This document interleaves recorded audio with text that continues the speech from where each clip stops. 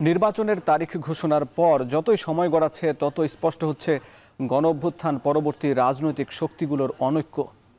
একদল বলছে সংস্কার ছাড়া নির্বাচন নয়, আরেক দল বলছে ষড়যন্ত্র। তাহলে গণঅভ্যুত্থান পরবর্তী বাংলাদেশের ভবিষ্যৎ কি?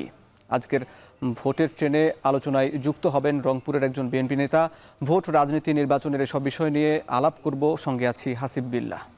দর্শক, শুরুতে দেখে নিতে চাই আজ ভোটের মাঠে যা আলোচনা হলো। বিএনপির মহাসচিব মির্জা ফখরুল ইসলাম আলমগীর এক সংবাদ সম্মেলনে বলেছেন, বিএনপিকে সংস্কার বিরোধী বলে একটি মহল পরিকল্পিতভাবে অপপ্রচার চালাচ্ছে। এদিকে জাতীয় নাগরিক পার্টির সদস্য সচিব আক্তার হোসেন রাজশাহীতে একটি গণসংযোগ কর্মসূচিতে বলেছেন, একটি দলের কারণে ঐকমত্য কমিশনে মৌলিক সংস্কার আটকে যাচ্ছে। তিনি বলেছেন, বেশিরভাগ রাজনৈতিক দল যখন একটি বিষয়ে একমত হচ্ছে তখন একটি দলের কাছে গিয়ে সেটি আটকে যায়। এদিকে জামাতে ইসলামীর নায়েবে আমির ডাক্তার সৈয়দ আবদুল্লাহ মোহাম্মদ তাহির বলেছেন, পিআর পদ্ধতিতে নির্বাচনে চাওয়া জামাতের দলীয় এজেন্ডা, এটি ষড়যন্ত্র নয়। তারা শুরু থেকেই পিআর পদ্ধতি অর্থাৎ সংখ্যানুপাতিক পদ্ধতিতে নির্বাচন চেয়ে আসছে। এদিকে বাংলাদেশের আহ্বায়ক আলী হাসান মোহাম্মদ জুনায়েদ বলেছেন রাজনৈতিক দলগুলোর কারণে ঐকমত্য হচ্ছে না, রাজনৈতিক দলগুলোর কাছে নিরাপদ বোধ করছে না দেশের জনগণ। দর্শক, এই সব ছিল ভোটের মাঠের আলোচনা। আজ এই বিষয়গুলো নিয়ে আলাপ করব, সংস্কার, নির্বাচন নিয়ে আলাপ করব। আজ ভোটের ট্রেনে আলোচনায় যুক্ত আছেন রংপুরের বিএনপির মহানগরের সদস্য সচিব অ্যাডভোকেট মাহফুজুন নবী ডন। আপনাকে স্বাগত জানাচ্ছি এখন টিভির এই নিয়মিত আয়োজনে। আপনার কাছে শুরুতেই জানতে চাই যে এই রংপুর জাতীয় পার্টির একটি দুর্গ হিসাবে পরিচিত, দীর্ঘদিন থেকে, সেই 1980-র পর থেকে এরশাদের যখন বাংলাদেশের রাষ্ট্রপতি, তারপর থেকে এখন আওয়ামী লীগ, এরপরে যখন এরশাদের মারা যায় তারপরে আওয়ামী লীগ একটা সময় নিয়ন্ত্রণে নেয়। এখন আবার দেখা যাচ্ছে যে আওয়ামী লীগ পালিয়ে গেছে, জাতীয় পার্টি আর এক অর্থে কোণঠাসা। আমি একটু জানতে চাই যে এখানে যেহেতু আপনি বিএনপির প্রতিনিধি আছেন, জামাতের অনেক কেন্দ্রীয় নেতারা রংপুর থেকে উঠে এসেছেন, গণঅভ্যুত্থানের অন্যতম নায়ক আক্তার হোসেন, তার বাড়ি রংপুর, এনসিপি বেশ রংপুর থেকেই তাদের গণসংযোগ কর্মসূচি শুরু করলো। সার্বিকভাবে ভোটের পরিস্থিতি, ভোটের মাঠে রংপুর এখন কার দুর্গ? জি, ধন্যবাদ এখন টিভিকে এবং সেই সাথে যারা শুনছেন দর্শক শ্রোতা সকলকে আমি আমার রংপুর মহানগর বিএনপির পক্ষ থেকে এবং আমার ব্যক্তিগত পক্ষ থেকে সকলকে জানাচ্ছি সালাম, আসসালামু আলাইকুম। আসলে আপনারা জানেন যে 1980 সালের আগে, অর্থাৎ জিয়াউর রহমানের, আমাদের শহীদ রাষ্ট্রপতি জিয়াউর রহমানের ওই সময়গুলোতে 1979 সালে কিন্তু বিএনপি একটি দুর্গ ছিল আমাদের এই রংপুর অঞ্চলটি, এবং তখন এদিকে বেশিরভাগ আসনেই কিন্তু আমাদের বিএনপির পক্ষে ছিল। তার পরবর্তীতে রাজনৈতিক পট পরিবর্তনের কিছু চড়াই উতরাই বা কিছু ঘটনা প্রবাহের মাধ্যমে এই অঞ্চলে আসলে আমরা বিএনপির সিটগুলো পরবর্তীতে উপহার দিতে পারিনি, এবং তার পরবর্তীতে 90-এর পরে এবং বিগত যে ফ্যাসিস্ট আওয়ামী লীগ সরকারের দীর্ঘ প্রায় 15 বছর 3 মাস যে 3টি নির্বাচন হয়েছে, এগুলো আসলে তো এই নির্বাচনগুলোতে প্রকৃত অর্থে মানুষ কিন্তু ভোট দিতে পারেনি। সাধারণ মানুষের ভোটের কোনো প্রতিফলন ঘটেনি। কখনো দিনের ভোট রাতে হয়েছে, কখনো আমিডামি নির্বাচন করে যেনতেনভাবে এই ফ্যাসিস্ট আওয়ামী লীগ সরকার এই ভোটগুলো অনুষ্ঠিত করেছে। তো আমরা সেখান থেকে মনে করি যে প্রকৃত অর্থে যে মানুষের যে ভোটের যে অধিকার, সেই ভোটের অধিকারটির প্রকৃত প্রতিফলন কিন্তু বিগত দিনের নির্বাচনগুলোতে হয়নি।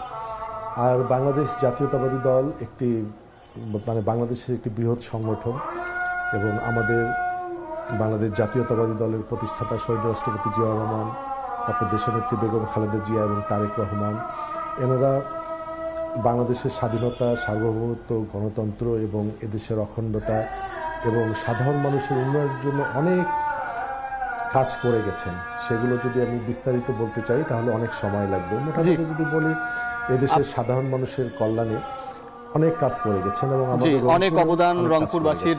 এবং রংপুর, আমি বুঝতে পেরেছি রংপুরে বিএনপির অনেক আগে থেকেই অবস্থান রয়েছে, এখনও সে অবস্থানটা বেশ রয়েছে। আমি আপনার কাছে জানতে চাই যে বিএনপি মহাসচিব মির্জা ফখরুল ইসলাম আলমগীর আজকে বলেছেন যে বিএনপিকে সংস্কার বিরোধী বলে একটি পক্ষ অপপ্রচার চালাচ্ছে। আসলে এই অপপ্রচারটা কি রংপুরেও নাকি আবার দলীয়ভাবে আপনাদের অন্যান্য দলগুলোর সঙ্গেও ফাইট করতে হচ্ছে? এইসব বিষয় নিয়ে আলাপ করব একটা বিরতির পর। আপনি সঙ্গে থাকুন দর্শক, বিরতি থেকে ফিরে আসছি।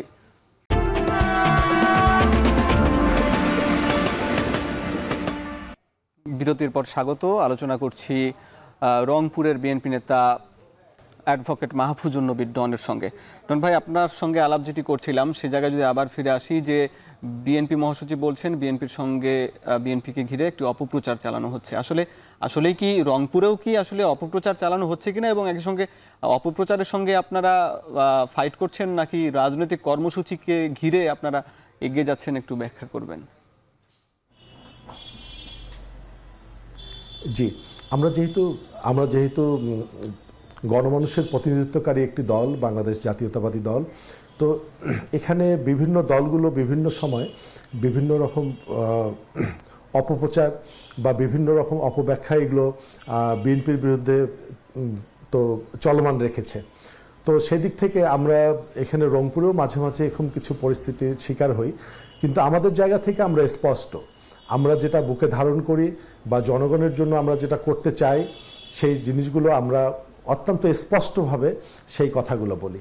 এবং মহাসচিব, আমাদের পার্টির সম্মানিত মহাসচিব সাহেব, উনি যেটা বলেছেন যে সংস্কার নিয়ে অপপ্রচার চালানো হচ্ছে, কিন্তু সত্য এটাই, বাস্তব এটাই যে এই ফ্যাসিস্ট বিরোধী আওয়ামী লীগ সরকার পতনের যখন আন্দোলনগুলো চলছিল, সেই উত্তাল আন্দোলনের সময় বাংলাদেশ জাতীয়তাবাদী দলের ভারপ্রাপ্ত চেয়ারম্যান জনাব তারেক রহমানের নেতৃত্বে আমরা একদিকে যেমন সেই আন্দোলন সংগ্রাম করছিলাম ফ্যাসিস্ট বিরোধী, ঠিক আরেকদিকে আমরা এদেশকে গঠনের জন্য, আপনারা দেখেছেন যে 2023 সালে আমরা 31 দফা রাষ্ট্র সংস্কারের জন্য 31 দফা প্রণয়ন করেছিল বাংলাদেশ জাতীয়তাবাদী দল। তো এগুলো যেটাই অপপ্রচার চালাক না কেন, এদেশের মানুষ বাংলাদেশ জাতীয়তাবাদী দলের সাথে এদেশের মানুষের একটা আত্মার সম্পর্ক আছে এবং বাংলাদেশ জাতীয়তাবাদী দলের প্রতি অবিচল আস্থা বিশ্বাস আছে। তো আমরা আমাদের সেই স্পষ্ট কথা এবং স্পষ্ট বার্তাগুলো নিয়েই আমরা জনগণের সামনে উপস্থিত হব, এবং আমরা বিশ্বাস করি যে যদি কেউ ভুল বার্তা দিয়ে থাকে, যদি কেউ প্রোপাগান্ডা বা কেউ যদি আমাদের বিরুদ্ধে বিভ্রান্তিকর কোনো তথ্য বা যদি প্রচার করে থাকে, এদেশের জনগণ সেটাকে গ্রহণ করবে না। জি, এদেশের জনগণ নিশ্চয়ই গ্রহণ করবে না। সেই জায়গায় যখন সংস্কার নিয়ে আলাপ হচ্ছে, সকল রাজনৈতিক দল ঐকমত্য কমিশনের বৈঠকে অংশ নিচ্ছে, তাদের মতামত ব্যাখ্যা করছে, কিন্তু আখতার হোসেন আজকে একটি মন্তব্য করেছেন। সেখানে তিনি বলেছেন যে একটি দলের কারণে ঐকমত্য কমিশনে গিয়ে সমূলিক সংস্কারগুলো আটকে যাচ্ছে, যখন সব রাজনৈতিক দল একমত দিচ্ছে, কিন্তু সেখানে উনি উদ্দেশ্য করছেন বিএনপির প্রতি। সেইখানে আপনার কি মনে হয় যে এই যে রাজনৈতিক দল গড়ে উঠলো ছাত্র অভ্যুত্থানের মধ্য দিয়ে, যারা জুলাই এবং আগস্টেই বলেছিল যে নতুন বন্দোবস্ত, নতুন রাষ্ট্র কাঠামো, যেখানে সংস্কার হবে, বিএনপিরও সংস্কার প্রস্তাবনা আছে, কিন্তু মৌলিক বিষয়গুলোতে বিএনপি কেন একমত হচ্ছে না?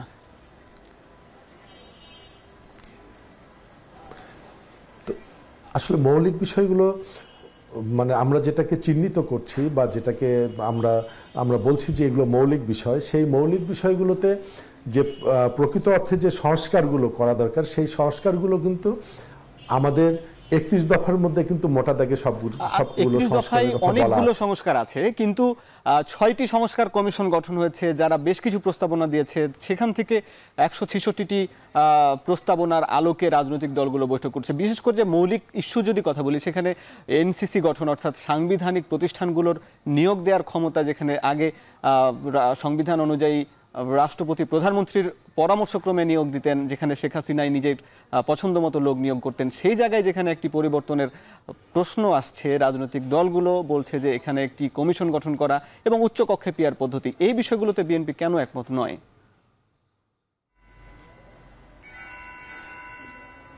আসলে এখানে দুটি কথা এসছে, একটি পিআর পদ্ধতি উচ্চকক্ষে, আর একটি হচ্ছে যে সংস্কার কমিশনের যেটা আপনি বললেন, যে সাংবিধানিক কাউন্সিল। আপনি যদি মোটা দাগে যদি আমরা চিন্তা করি, আমরা যদি এটা যদি আমরা চিন্তা করি যে জনগণের স্বার্থে, দেশের স্বার্থে যে সংস্কারগুলো দরকার, প্রকৃত অর্থে সর্বপ্রথম যে সংস্কারটি আমাদের দরকার সেটি হচ্ছে কোনো ফ্যাসিস্ট সরকার যেন জগদ্দল পাথরের মতো এদেশের বুকে আর চেপে বসতে না পারে। এবং আমার কাছে যেটা মনে হয় যে মূল সংস্কারটা সর্বপ্রথম হওয়া দরকার, যে 5 বছর পর পর যে নির্বাচনটি হবে, এই নির্বাচনী ব্যবস্থাটা কিন্তু আমাদের সর্বপ্রথম নির্ধারণ করা দরকার।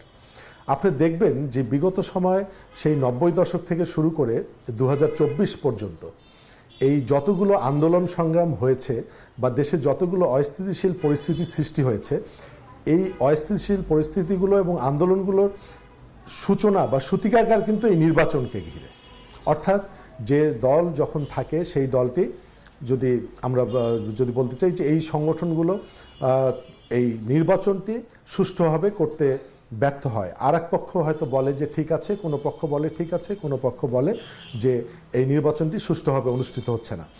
একটি নির্বাচিত সরকারই কিন্তু প্রকৃত অর্থে যে মৌলিক সংস্কারগুলো, জনগণের জন্য যে সংস্কারগুলো, সেই সংস্কারগুলো করার জন্য কিন্তু একটি জনগণের ম্যান্ডেট নেওয়া যে একটি সরকার, সেই সরকারই কিন্তু সেই সংস্কারগুলো করে থাকে।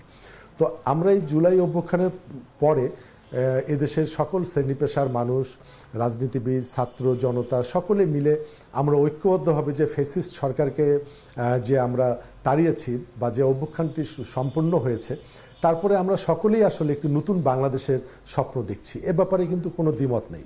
কিন্তু কোনোভাবেই এই নতুন বাংলাদেশের স্বপ্ন দেখতে গিয়ে আমাদের তো মূল আকাঙ্ক্ষা যে আমাদের এই দেশকে একটি গণতান্ত্রিক এবং কার্যকর একটি রাষ্ট্র হিসাবে আমরা প্রতিষ্ঠা করতে চাই। এবং গণতান্ত্রিক এবং কার্যকর একটি রাষ্ট্র হিসেবে প্রতিষ্ঠা করার কিন্তু মূল শর্তটাই কিন্তু যে একটি শক্তিশালী নির্বাচনী একটি প্রতিষ্ঠান বা নির্বাচন যে পরিচালনা করবে সেই প্রতিষ্ঠানটি বা সুষ্ঠুভাবে 5 বছর পর পর মানুষ তাদের ভোটাধিকারটি তারা প্রয়োগ করতে পারবে। তো এই যে বিষয়গুলো, এই বিষয়গুলোর সাথে কিন্তু বিএনপি সবসময় সহমত, এবং বিএনপি কিন্তু সবসময় বলে আসছে এদেশের স্বার্থে, এদেশের মানুষের স্বার্থে, এদেশের প্রত্যেকটি ইনস্টিটিউট যে স্তম্ভগুলো, রাষ্ট্রের যে স্তম্ভগুলোকে বিগত ফ্যাসিস্ট আওয়ামী লীগ সরকার ধ্বংস করে গিয়েছিল, সেটা বিচার ব্যবস্থা হতে পারে, সেটা আপনার সিভিল প্রশাসন হতে পারে, প্রত্যেকটি স্তম্ভ যেগুলো আছে আমাদের, স্তম্ভগুলোকে তার মতো করে দাঁড়িয়ে থাকার জন্য যে সংস্কারগুলো করা দরকার, সেই সংস্কারগুলো বিএনপি অবশ্যই করবে এবং এটা করার জন্য বিএনপি সবসময় প্রস্তুত আছে। এবং বিএনপি করবে, বিএনপি যদি ক্ষমতায় যায় তাহলে করবে। কিন্তু এখানে প্রশ্ন হচ্ছে, যেহেতু এখন নির্বাচন পূর্ববর্তী যে সংস্কার আলাপ হচ্ছে এবং এখন যে আলাপটি হচ্ছে যে ওই নির্বাচন কমিশন, অর্থাৎ নির্বাচন কমিশন প্রধান কিভাবে নিয়োগ হবেন, দুদক কমিশনের প্রধান কিভাবে নিয়োগ হবেন, এই বিষয়গুলো যেমন দ্বিমত রয়েছে, এবং একই সঙ্গে তত্ত্বাবধায়ক সরকার গঠন বা 5 বছর, আপনি যেটি বলছেন 5 বছর পর পর যে ক্ষমতা হস্তান্তরের যে সময়, সেখানে তত্ত্বাবধায়ক সরকার গঠনের বিষয়ে সব রাজনৈতিক দল একমত, কিন্তু সেই তত্ত্বাবধায়ক সরকার গঠন হবে কিভাবে এটি নিয়েও কিন্তু রাজনৈতিক দলগুলোর মধ্যে মতপার্থক্য রয়েছে বিএনপির সঙ্গেও। এইসব বিষয় নিয়ে আলাপ করব, আপনি যুক্ত থাকুন আমাদের সঙ্গে। দর্শক, ভোটে টেনে নিচ্ছে আরও একটা বিরতি, ফিরছে একটু পরেই।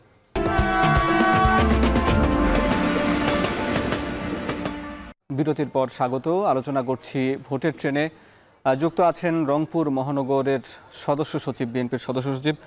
আপনার সঙ্গে যে আলাপ করছিলাম, যে আপনি বলছেন যে বিএনপি পরবর্তীতে সংস্কারগুলো করবে, কিন্তু এখন তার আগেই যে প্রশ্নটি উঠছে যে এর আগেও রাজনৈতিক দলগুলোর অভিজ্ঞতা বাংলাদেশের মানুষ দেখেছে। 1990 পরবর্তী যে রূপরেখা হয়েছিল দলগুলোর, 3 জোটের রূপরেখা, সেখানে কিন্তু বিএনপি ক্ষমতা আসার পর বাস্তবায়ন করেনি। এখন আবার যদি বিএনপি ক্ষমতায় আসে, তাহলে বিএনপিকে বিশ্বাস করবে কেন মানুষ, বা রংপুরবাসী কেন বিএনপিকে বিশ্বাস করবে, আপনি একটু জানাবেন।